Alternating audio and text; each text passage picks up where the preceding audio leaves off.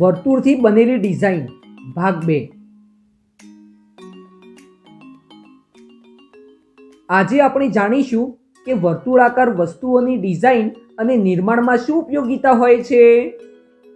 કાલે જ્યારે તે વર્તુળથી બનાવેલ ડિઝાઇન વિશે જણાવ્યું તો મેં બાકી વસ્તુઓની ડિઝાઇનમાં પણ વર્તુળના ઉપયોગ વિશે વિચાર્યું અને મને કેટલીક રસપ્રદ વસ્તુઓ મળી છે જેમાં વર્તુળનો ઉપયોગ થયેલો છે.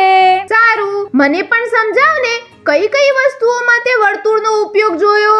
ઘરમાં જે સોકેટ હોય છે જેમાં ટીવી અને બાકી બીજા વિદ્યુત ઉપકરણો લગાવવામાં આવે છે.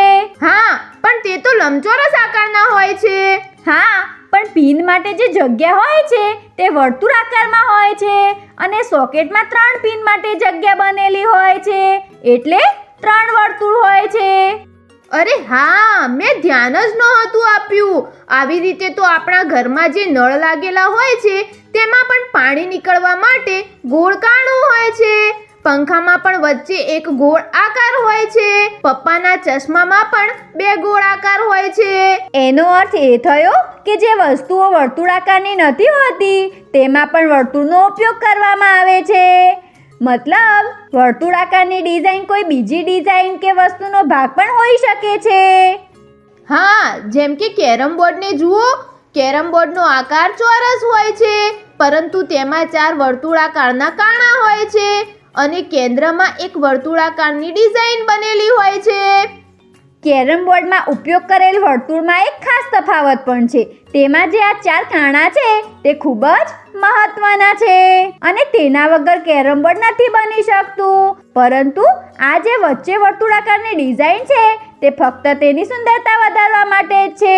જો તે ના હોત અને જો કોઈ બીજા આકારમાં પણ હોત તો પણ આપણે કેરમ બોર્ડ રમી શકીએ છીએ.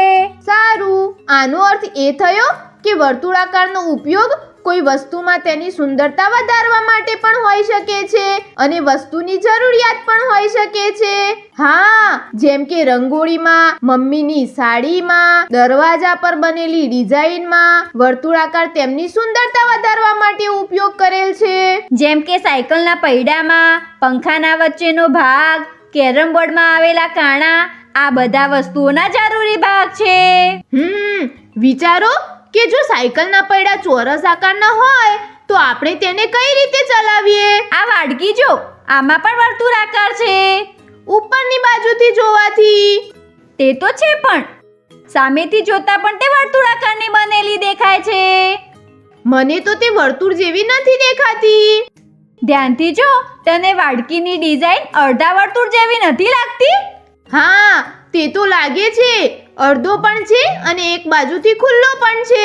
આવા ખુલ્લા વર્તુળની ડિઝાઇન તો તારા ઘરના દરવાજા પર પણ છે. ક્યાં? મેં તો ક્યારેય ધ્યાન નથી આપ્યું. દરવાજા પાસે ચાલ, તને બતાવું.